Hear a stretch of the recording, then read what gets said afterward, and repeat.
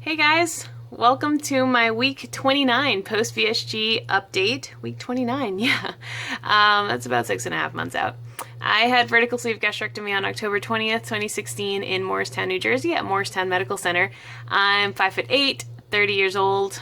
My high weight starting weight day of surgery was 265. Last week I came to you at 186.1. This week I am 185 even, so that is a 1.1 pound loss for the week and 80 pounds lost since surgery, which I am so excited about. 80 pounds is just like a ridiculous number to me, and it doesn't even feel real to be able to say that, but I'm really happy. I know last week I said I was almost 20 pounds to goal. Well, now I am actually 20 pounds to goal, so really happy about that.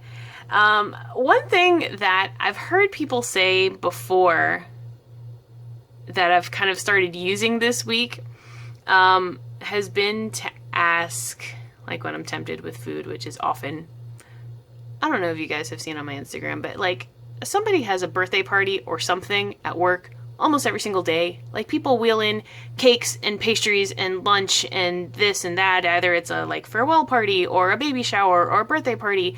And it's like you can never plan in advance. And no, it's not like the kind of thing where you would bring food to. Like people just show up with cakes at work almost every day. And so I'm often tempted with food. And what I ask myself is, does this align with my goals? And I know that sounds kind of like cliche or esoteric or ridiculous. And I had heard people say it before and I was like, that's stupid. But just try it. I started literally asking myself that, like, if I eat this piece of cake, does that help get me to where I want to go? And that really helps me make good choices. And it's like you start to realize that you have more power than you realize. You have the power to affect your future.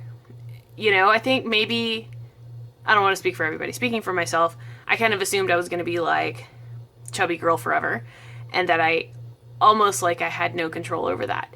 And I'm starting to realize that I have more power than I ever knew. You know, I can dictate what my future is going to look like by deciding to not eat this piece of cake. You know, and so every time I'm kind of at a crossroads, which, like I said, is often, I just ask myself, like, is this in line with where I want to get to, you know? And eventually that becomes a habit. Are my habits aligned with what I want to do with my life, with my future, you know? Like, is this going to help me get to my goal? Not just like my weight number goal, but like my life goal of like being a healthy adult with a reasonable, healthy relationship with food who is able to make good, healthy choices. That's my goal. And so, like, if I'm just surprised presented with a cake and I just like stuff it in my face before I even think about it, that's not a good, healthy relationship with food. So anyway, I just try to think about that. I literally ask myself that question of like, does this align with my goals? And you know, go from there. And so I think we kind of like build this loop. You know, I've talked about this like success snowball is like confidence loop. Once you realize you're like able to do something, that you're more confident, and then you're able to do it even more. So it's like it snowballs on itself. So I invite you to try that this week if you're stuck, and even if it sounds ridiculous, just ask yourself, like, does this align with my goals? You know, I'm not sure if I'm going to go to the gym. I'm really tired. Does skipping the gym align with my goals? Maybe the answer is yes, because you need some sleep, and that's okay, you know, but like just taking that moment to see the bigger picture and like zoom out of where you are, like not just in this moment, not just in this day or this week or from now until next weigh-in, but like what you want for your life. I know that's a big question, but at least health-wise, maybe weight-wise, maybe like physically, mentally, you know, like if you have an idea of where you want to go, the next step is to think about how to get there, right? So that's what I've been thinking about this week, and just realizing that I am capable of doing this, and you're capable of doing this. You know, whatever life throws at you, you can handle it. You're capable. You have decided to be on this weight loss journey. Maybe you've already had surgery. Maybe you're thinking about it. Maybe you're like taking your first steps. But all of that indicates that you have your best interest in mind, that you realize that you deserve a good and healthy life for yourself. And that's step one, and that is fantastic. Step two is to realize that you are capable of giving that to yourself. Next step is to figure out how to give it to yourself, right? And to physically manifest the things that you want. So that's what I've been thinking about this week. Just realizing that I am capable of reaching my goals. Whoa, like that's mind-blowing, isn't it? But it's not, and you are too. You're capable. You are absolutely capable.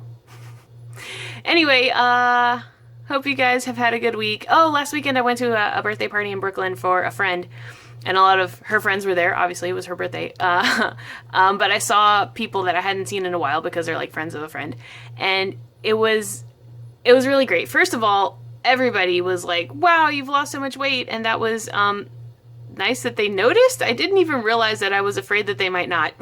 How weird is that? But when they did notice, I was like, "Oh, thank God." That's stupid, isn't it?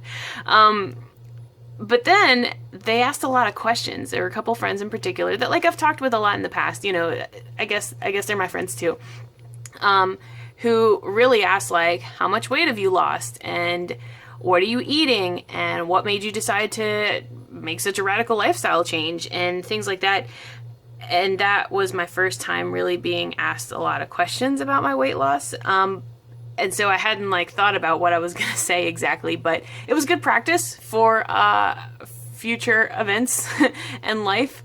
So I guess that's good, but none of it was bad, you know, like nobody had anything bad or negative to say. I mean, I'm still in the closet about my weight loss surgery. I didn't tell anybody about that, but I feel like I'm being totally honest when I say diet, exercise, working with my doctors, working with my dietitian, and doing this long term. You know, once I say it's been, you know, a year that I've been working on this, honestly, it's been more since I started this particular iteration of weight loss. You know, it makes more sense to people too. It's just that I haven't seen them in a long time. So, anyway, that was a situation that could have gone really awry and it didn't. So that felt good too. That's all I have for you this week. How are you doing? I'm in New Orleans this week, visiting some family, so I'm going to keep this brief and go spend time with them. Okay, I will talk to you later. Bye.